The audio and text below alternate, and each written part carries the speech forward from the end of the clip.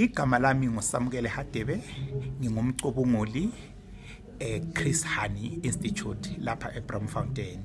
Sinomhlangano lapha esicubungula khona ngenguquko yenzakalayo khathesi elizweni leZimbabwe, lapho osokunanzelelwe ukubana ngemva kokuphuma obengumongameli weZimbabwe uRobert Mugabe sekungene umongameli omutsha uEmmerson Mnangagwa. Kambe kutshoni empilweni kaZulu kakhulu izisebenzi labo bonke nje abantu abahluphekayo.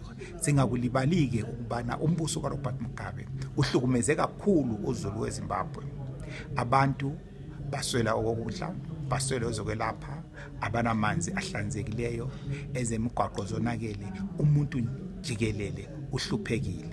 Kodwa ke inguquko uma isiza, ingaba inguquko enhle, ingaba inguquko engenhle. Isifiso sethu ukuthi akube inguquko ezangconoza impilo zabantu.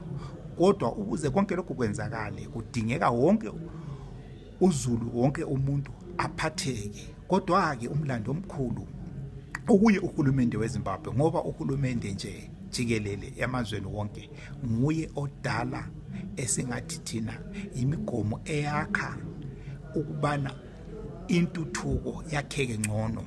Ngakho ke sikhangeleleke ukuthi uhulumende lo osekhona ozakhokhelwa nguEmmerson Mnangagwa yena uzafaka milando